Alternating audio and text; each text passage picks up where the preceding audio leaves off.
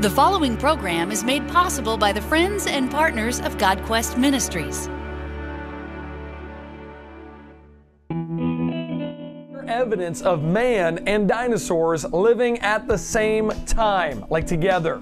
From the CTN studio in Pensacola, Florida, this is the Creation Today show. I'm one of your hosts, Eric Hoven, and I'm joined by Paul Taylor. And on today's show, we'll be talking with a very special guest, Juby, and learning about his first-hand research on the Geologic Column, polystrate fossils, and we'll be seeing the work that he's done on dinosaur footprints. If you have questions, this is your show. Send them into questions@creationtoday.org. Remember, we believe the Bible is literally true and scientifically accurate. Enjoy the show.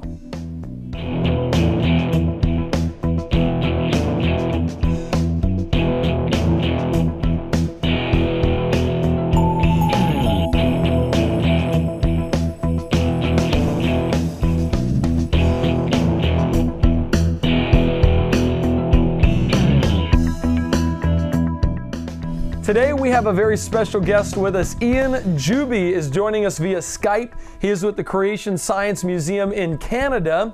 He's got his own show called Genesis Week. Well, this is Creation Today, so Genesis Week is probably what?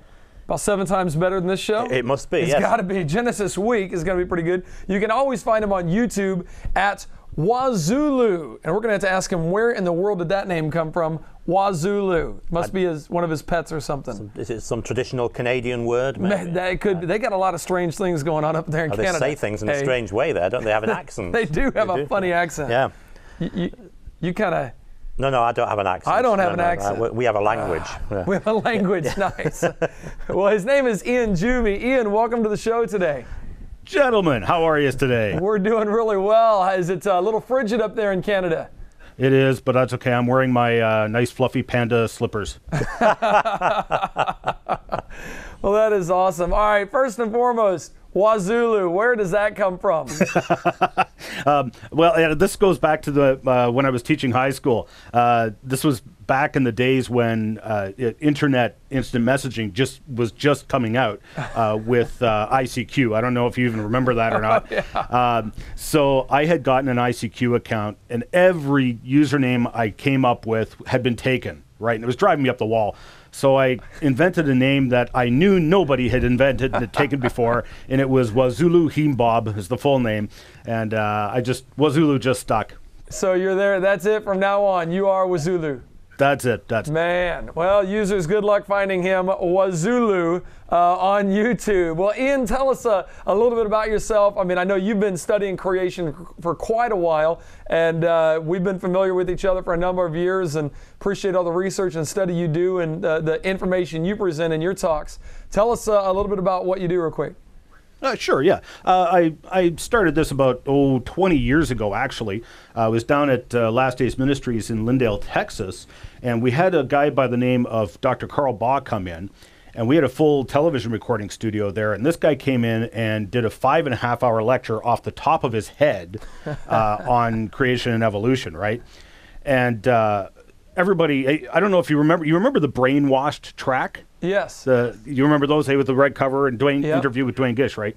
I had read that, and because I had been involved in science education since I was 16, literally, is when I started working at a summer science camp and worked there for 21 years. Well, because of my science interest, and I had read this tract, everybody thought I was the expert in creation and evolution, right?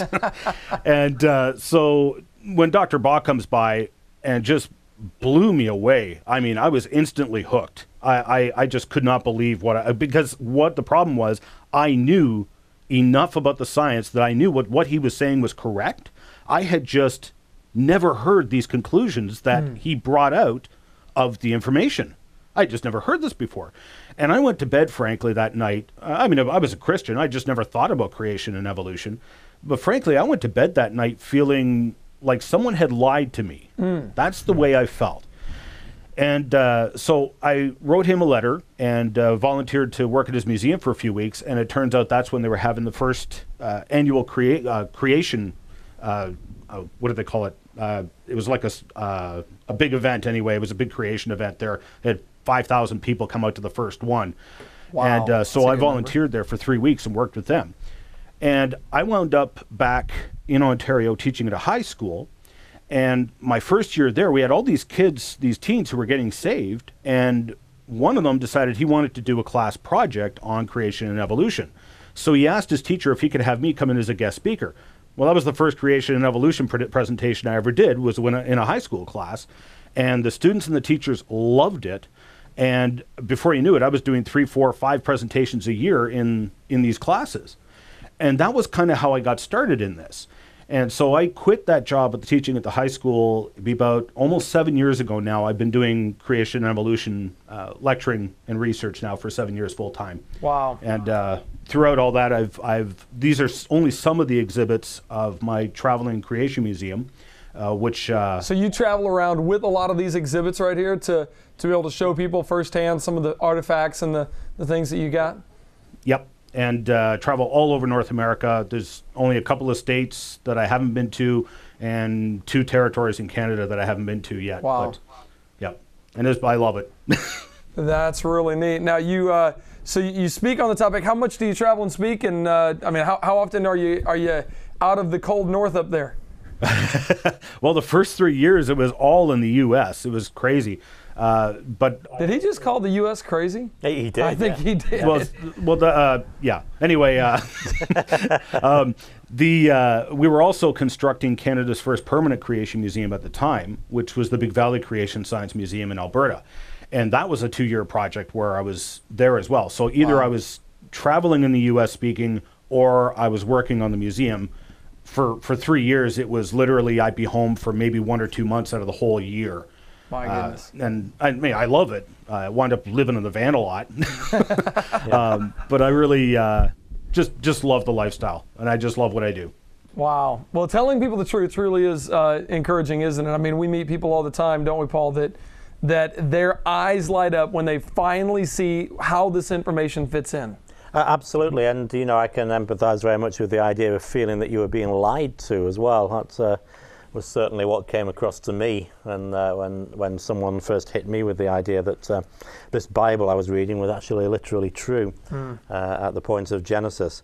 And Ian, tell me, you've been doing a video contest lately, haven't you? Yes. You've been collecting in video entries. Tell us something about that and what the okay, purpose well, of that basically, I have a series of videos that I started producing a couple of years back called Crevo Rants, or Creation Evolution Rants.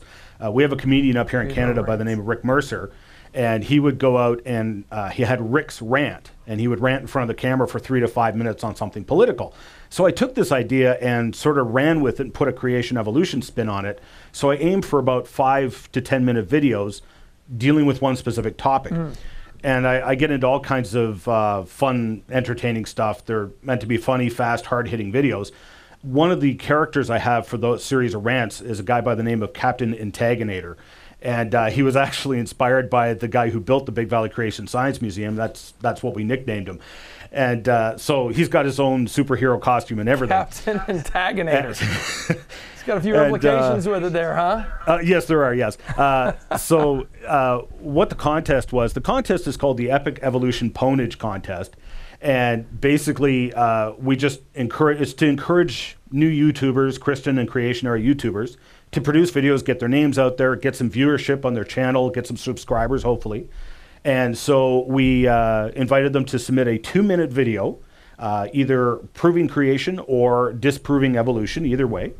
And we had 43 videos submitted, I think, for the contest. So we're going to have the winner announced here in the next 2-3 days or so. And people can go to your YouTube channel, Wazulu, to check that out. Is that correct? That is correct. Oh, well, you guys will enjoy going to Wazulu to check that out. Now, some of the things we want to get into with Ian is the controversial artifacts in Glen Rose, Texas, but we're going to have to do that in another segment. Right now, we got to take a break.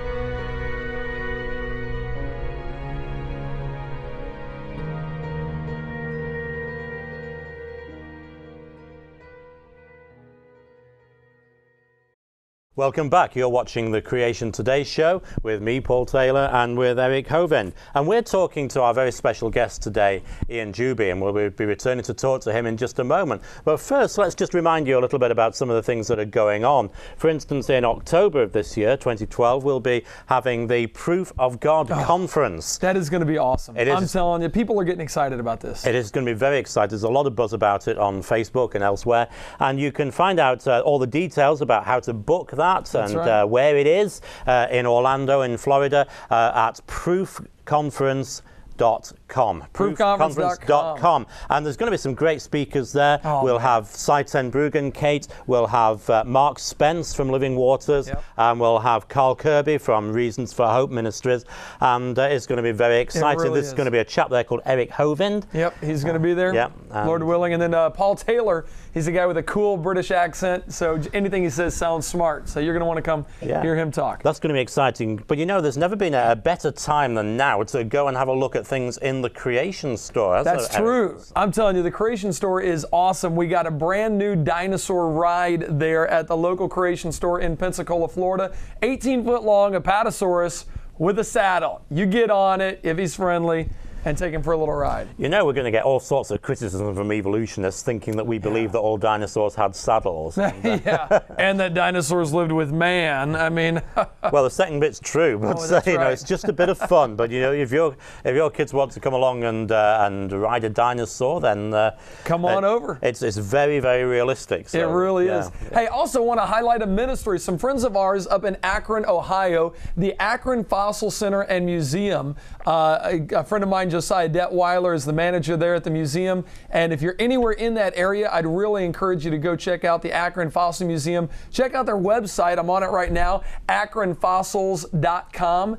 And go there and check out some of the things they do. I'm just really excited about all that they're putting together. The shows, they've actually taken over the fossil replication and are actually doing fossil replication now as well. So you can see some of the stuff that they do there. For the sake of foreigners like me, Akron, how do you spell that? A-K-R-O-N. A-K-R-O-N, fossils. Would you say that the same as a Brit? Yeah, I'd say that the same. Akron, with a little accent? Akron. Well, it's not like a Canadian accent. Them guys are hard to understand. And with us, we've got Ian Juby, who is from the cold tundra up there in Canada. And he's not wearing a sweater, is he? Is that a sweater? No. Oh, my goodness. Got no scarf on, no woolly hat. But I have my fuzzy panda slippers on. That's all that matters. That's all you need. Well, Ian, thanks so much for joining us. We want to get into some of the controversial stuff of the dinosaur tracks found with human tracks in Glen Rose, Texas. I know you've done a lot of study there. Before we get there, though, tell us a little bit about, I want to talk about the Geologic Column, because there's a lot of people out there that believe the Geologic Column has been proven to be, realistic and millions of years old as you go through the different layers. So let's talk about that. Can we discuss that real quick about the Geologic Column? There's a lot of confusion out there on that. Does it exist? Does the Geologic Column actually exist anywhere? Sure, it does. It exists in two places that I know of, textbooks and museums. Those are the two places you'll find the Geologic Column. So the Geologic Column that we had to learn in school, you had to memorize all the layers and then forget it the next day after you took the quiz, right? Unless you taught science like you guys. All those layers, that in that order, that doesn't really exist anywhere in the world except for textbooks, museums, places that show that diagram. Exactly, because you've got, first of all, for Grand Canyon, for example, it's a very prominent layering system that you can see, but when you actually map out the layers, there's huge time gaps in between the layers, typically hundreds of millions of years, where there was just zero deposition. That's because of erosion, man. Apparently. That's a lot of erosion. Because you've got 500 feet of one formation, which was about 200 million years, and then hundreds of millions of years is just gone. Totally absent, missing without a trace. What do the evolutionists say about this? How do they try to account for all the missing material there? That is exactly, actually, your answer was exactly what I got from Dr. David Corner during my debate with him. He's a geology professor at Northern Arizona University. And that was exactly what he said, was the dirt's just spread out over Nevada, California, et It's just eroded. With respect, no, it isn't. We don't see that, do we? So It just isn't. But it's not just the missing time. We have literally hundreds throughout North America. I've now gotten to study 7 of these locations out of hundreds. What geologists call overthrusts. Now, my question is it really an overthrust? What they're saying. Now, what is an overthrust, first of all? Yeah, this is where you have, for instance, a rock layer that might be 300 million years old sitting on top of a rock layer that's supposed to be 100 million years old. Right. Oh, they're it's reversed. backwards. Okay. Yeah, there's backwards. And so what the geologists have done to attempt to explain this is they claim it's an overthrust, where the 300 million year old rock slid up over top of the 100 million year old rock. That's the claim. Now, I'm not opposed to the idea of there being an overthrust. We see incredible tectonic activity around the world. Why not, right? Yes. So what I did was I went and investigated several different locations. There was one in Arizona just south of Tucson. There was 2 locations in Nevada just outside of Las Vegas. One was a Valley of Fire. This is what's called the Keystone overthrust. It's a very famous overthrust. And Red Rock Canyon. I've been there, yeah. There was also 1, 2, 3, 4 that I investigated up in Alberta and BC, and some of these are just brutal to get to. Oh wow! You had to take the climbing sneakers up to those, huh? Oh yeah, you got to be determined because it was about a 4-hour hike ascending about 5,000 feet in Banff to get to the one, and the last section I really wasn't sure I was going to make it, but I made it barely. But basically, tell us what you found there. What was it that you discovered? Okay, well, what do you find when you get there?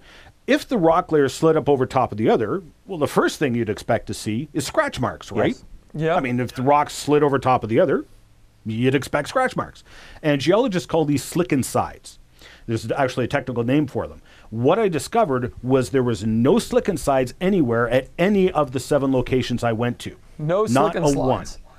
None whatsoever. Secondly, when you do the math, up in Banff, for example, the Castle Mountain overthrust and the Yamnuska Mountain overthrust, you're talking 1,000 feet of limestone and 2,000 feet of limestone in these formations that allegedly slid over top of the other. Well, when you do the math in physics, that is so much friction and heat, it would melt the rock. Wow. Forget about scratching it. It would melt it. And there's no evidence of heat. No evidence of, the only evidence of metamorphosis is local, which is where the rocks have actually shifted vertically relative to each other. Right. In other words, there was no evidence that these rocks slid over top of the other. That's what I found. Now, not only that, they also find polystrata fossils, correct? Yes. And those are actually fossils that are running up through several layers of sediment. Yes. And are those found all over North America? All over the world. All over the world. Yes. I want to talk about that. We're going to have to take a break here in just a second, but I want to talk about that. And coming up after the break, we'll talk to Ian about some of the polystrata fossils that have been discovered around the world, connecting all these layers that are supposedly millions of years old. Not only that, but I still want to talk and see some of these footprints from Glen Rose, Texas, where man and dinosaurs are supposedly walked together. And we'll talk about the controversy surrounding those as well. Join Eric Hoban and Paul Tater from CreationToday.org, along with Carl Kirby of Reason for Hope Ministries, Mark Spence of The Way of the Master, and Cy Ten Bruggencate of ProofThatGodExists.org for the Proof of God Conference in Orlando, Florida. For more information, visit ProofConference.com. That's ProofConference.com. Or call toll-free 1-877-479-3466.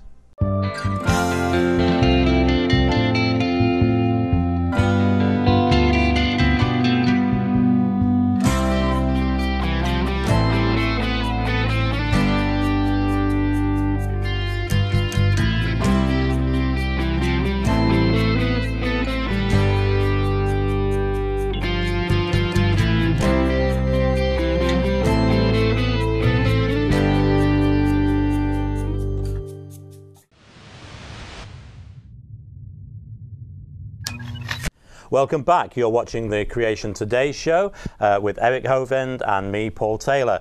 And we're talking to our special guest, Ian Juby, and we've been discussing the Geologic Column, which exists in a couple of places in the world. Yeah. That is to say, it exists in museums and it exists in textbooks. Actually, I have to say that there is another place where it exists, actually. It exists in the minds of geologists, certain geologists. And you know that, if I can speak to young people a minute, you know you're going to come across this, you're going to come across it in your textbooks. We've talked a lot on this show about making sure that you are respectful to your teachers as you address these things. And you're going to need to learn about these things. It's quite often quite useful to learn these things, remembering that you don't have to accept them as true. Right. And when you're answering about those in quizzes and exams and so on, remember you can do that with integrity, you can do it with honesty, you can say, many scientists say that, or whatever. Please don't think that these things are true just because somebody in authority says them. If they're in authority, you speak to them with respect, you deal with them with respect, but remember that not everybody in authority is going to tell you what's true, but God's word is always true. I love that. I love that. We're joined today with special guest Ian Juby. Thanks for being with us again on the show today, Ian. Okay, I want to get to the controversial issue here of the footprints in stone, the dinosaur tracks and human tracks that are apparently found together in Glen Rose, Texas. I've never had the opportunity to look at those personally. You have. What do you think? Is this the proof that we've been looking for? Is this it? Man and dinosaurs live together? Right. Well, and see, this is the thing, too. It drives me up the wall when reporters talk about creation or creation evidence, such as dinosaurs and humans being together, being controversial. No. Let's lay the blame where it is exactly. The only thing controversial here is the theory of evolution, which defies scientific and natural laws. True. They teach it as fact in the high school, and within that week, they'll be teaching the students the scientific and natural laws that evolution must defy in order to even exist. And the only reason evolution has even existed in the schools is because it hides behind judges, lawyers, and school policies. That is the only reason evolution has survived. Evolution is what's controversial here, not creation. He's saying it like it is, and he's up in socialist Canada, isn't he? Man, go Ian. All right, so the tracks that are discovered there, here, I mean, my dad has talked about them for years. Here you have, for example, the Caldwell Track, which is the human footprint that was apparently found right there in stone. First of all, a little background on the Paluxy River. Back in 1908 is when it flooded and revealed all of these, took the bottom of the riverbed off, revealed all these dinosaur tracks and what many people claim are human footprints right next to them. What do you know about them? That was only one of many flash floods. Now, I've spent hundreds of hours in the Paluxy Riverbed. That's the only river in the world I've ever seen go up about 20 feet in depth in one rainfall. It was the most incredible thing to see. And these flash floods literally do just that. They rip up car-sized sheets of rock, rip them up, and expose new tracks. And 1908 was one of the times when they first discovered those footprints. Now, you mentioned the Caldwell Track. That's actually a good one to start off with. That is a cast of the Caldwell Track right there. Okay. And the Caldwell Track, I actually only talk about this because it's a good talking point. We don't have the original, so we can't verify whether it's authentic or not. That's probably why there's controversy around it, obviously. And just because someone claims that they've got a fossil human footprint, that doesn't mean I go and jump on the bandwagon and believe it. For example, this past week, a video appeared on YouTube in South Africa showing a giant, what they claim was a fossil human footprint. The 4-foot one, yeah. That's the one. And I actually on my show just this week went on record saying, no, it's not a fossil human footprint. Yeah. For multiple reasons I say that, and I won't go into details here because that's kind of a side note. But I typically get about 1 to 3 requests per year to come investigate alleged fossil human footprints. So tell us about these. What do we know about these footprints with the dinosaur footprints? Okay, this one was from geologist Billy Caldwell. He made a cast of a track that a local Glen Rose resident wanted to sell him. He didn't want to buy it, but he made a copy of the track. And Billy, the gentleman who wanted to sell it to him, sold it somewhere else. We don't know where. Apparently, Bernie Neufeld from Loma Linda University got a hold of the original track. And he actually produced a paper with several dinosaur tracks, the Caldwell Track. I believe there was another alleged fossil human footprint he had as well. What he did was he cut the tracks with a saw to look at the laminations in the rock. What he's looking for is this was made originally in mud. If the humans stepped in the mud, then they're going to actually compress and depress the mud, and so you'll wind up with these contours in the rock that actually follow the contours of the bottom of the foot. So when he cut the Caldwell Track, or what sure looks like the original Caldwell Track in his article, he said, look here, there's a lamination that ends abruptly. Now he's correct, but the lamination underneath did follow the contour of the footprint, and it's inconclusive because in Glenrose, the dinosaur tracks, the ledge of rock, for instance, sometimes breaks off and reveals the cross-section of a dinosaur track. These are genuine dinosaur tracks, but they show no laminations in the rock. So the lack of laminations doesn't prove that it's not legitimate. Okay. I guess the concerns that some creationist groups have is not that they would disagree that human footprint, that humans and dinosaurs live together. That's what the Bible teaches, but simply that there is enough doubt over these particular footprints for them not to be necessarily a useful piece of evidence for creation. What are your thoughts on that, Ian? Well, it depends on which footprints, because in some cases. So tell us quick. Okay, we'll have to come back to it. We'll talk about it in another show. That sounds good. Okay. I see you also have some of the dinosaur footprints there, and that you travel around with. I want to talk to you about those too, if we can go do another show. We'll talk about next week's show. That'd be great. Yeah. Oh, that'd be wonderful. Hey, some of you guys have questions. There is about this subject of the Geologic Column. One of the books that started the entire creation movement was called The Genesis Flood by Henry Morris, the late Henry Morris. Started the modern creation movement. Well, it has now been remastered, as far rewritten, and a lot of the same material. Well, this one is not rewritten. This one is the original, but it's in a new edition, the 50th anniversary edition by Henry Morris and John Whitcomb. And I've got an anecdote which I think I've shared before. It takes a bit of time, but it's about getting my copy signed. We've also got Earth's Catastrophic Past, which is the rewrite of the Genesis Flood by Dr. Andrew Snelling of Answers in Genesis. And published by ICR, and this is a marvelous book. It is. It's a two-volume book that is really good, and if you're interested in studying more about the strata, the catastrophe, the obvious flood that took place, you really ought to check out some of those. Well, that is our show today. I want to thank you guys for joining us. Remember, you can always catch us on Facebook, facebook.com/creationtoday, or on Twitter. Yes, you can at Creation Today. And if you got questions, you can email us questions at creationtoday.org. Yep. You need to tune in each week to see if we've answered your question. We're getting to them as fast as we can. Thank you for bringing them in. And these are archived online at creationtoday.org. Well, this has been a production of God Quest Ministries. Thank you so much for watching. Join us again on our next Creation Today show.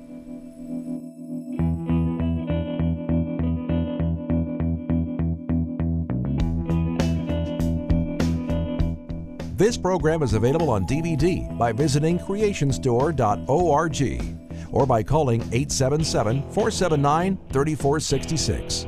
To order this episode, use the item number displayed on your screen.